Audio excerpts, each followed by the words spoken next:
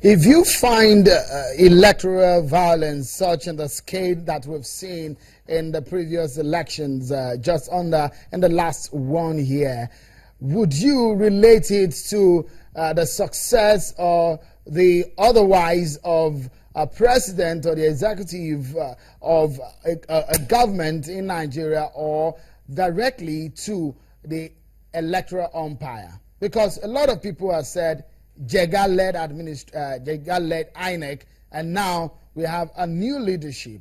But the president is coming out to say he has failed or he has not succeeded.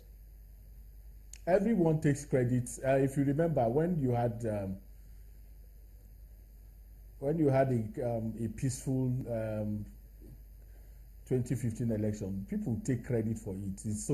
It's not uncommon for you to find politicians taking credit. So if there are also liabilities, there is nothing wrong in owning up to that.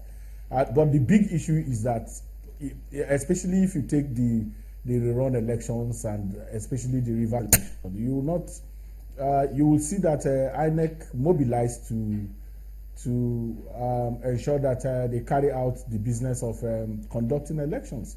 But with everything the security agencies threw into rivers, you will find out that the other stakeholders that I talked about, the political parties, were completely irresponsible in the way they conducted themselves. So if you have some level of conspiracy between security agencies and the political parties to undermine the electoral process, there is actually nothing INEC can do, because INEC would simply would want to follow process. Where they have had issues, you come out to conduct elections, you are kidnapped, your materials are seized from you, hijacked, your staff is beaten up.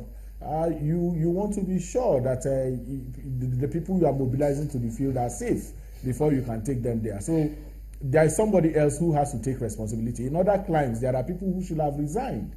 But in this environment, people don't take responsibility. There are people who it is their direct responsibility to ensure security of lives and property in all the elections that have been conducted. And even if it is one person that is killed, somebody should ordinarily take responsibility for it. And I think it's right for the president to say, look, I've failed, I've not been able to guarantee that, and I'll do that in future. Dr. Afolabi, to you now, is it just a mere political statement that we heard there, or is it's somewhat taking responsibility in its totality? Well, I think it's about accountability. And we should commend the president for coming out to say, yes, I didn't succeed, because it's actually an obvious thing. If you look at what happened in Kogi, and if you look at what happened in Bayelsa and what happened in Rivers State. But accepting responsibility is just not enough.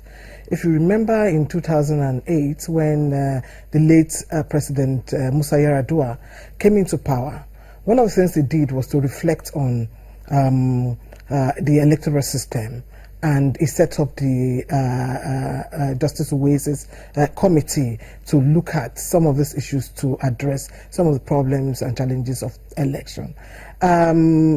I feel that President Buhari should also focus on doing this. Not only the president, but also people at the legislative arm of government. I think it's very important, it's very key, especially given the fact that apart from the general elections, we are going to be seeing a lot of scattered elections, from Kogi to Bayelsa to Rivers, from Rivers to Edo, Ondo, and just like that. So meaning that there's a need for us to take an holistic view of the problems facing the electoral system in Nigeria, and also just to further strengthen what Ezenwa had also raised. I think we must also see it from a very comprehensive point of view. The executive has a role to play, and the commander-in-chief of the armed forces has a very big role to play, because it's the one that's we all directly accountable for the deaths, loss of lives, and properties in that area. However, there are also other people. What happened there was not, people are not talking about service delivery, honestly. It was a contestation of power, between the two major political parties. So the president himself also cannot feign ignorance, of that. We all knew this was coming. And I think that just as we have said in other elections, the government cannot think that by militarizing the electoral process you can address the problem. And I think that what has happened in Rivers State had made that clear. Even when the president gave a stern warning, and there was more than 6,000 deployment of policemen on the ground, and the other sister agencies, the military was heavily deployed for the elections. And one would think that perhaps some of these three states that we've had election, majorly Bayelsa, Kogi, and this one that we're making reference to, Rivers now, maybe is it just an unfortunate time where this terrain more sensitive than others? Could that be the case? Well, I don't think so. When there is impunity, when you have seen situations where people had committed atrocities around elections and people still go about doing their, both the sponsors and perpetrators, they are free to work. We've seen this. So it's becoming gradually legitimate, because when you do it, you know very well that nothing happens. So there's no deterrence whatsoever.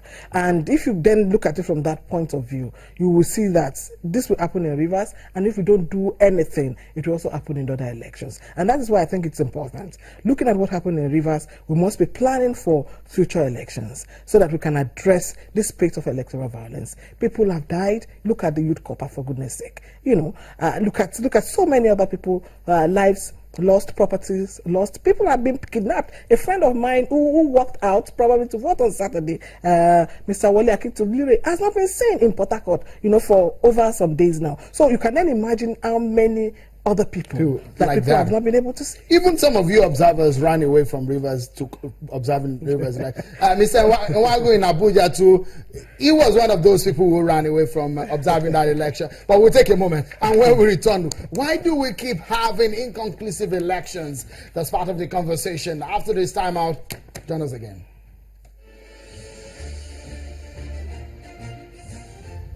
Now, violence is an occupation. It's a business. People sell it to different people. They sell it to the oil companies, they sell it to the politicians, they sell it to government, they sell it to enemies, they sell it to everybody. During the political season, you sell it to politicians across the party spectrum. All the parties buy violence in Rivers State. You cannot go and say, oh, this is the only party that buys violence. That's not true. And the kids understand that during the political season, the price of violence is higher because the politicians are more desperate. So they put a premium on the price, and the politicians are willing to pay, and that exactly is what happens. The law enforcement agencies are overwhelmed, and when you say deploy the security agencies, remember I had a conversation with you and I said we needed to use the army, and the politicians came after me then. I still think you cannot do elections with any degree of safety and security in Rivers State without deploying the military.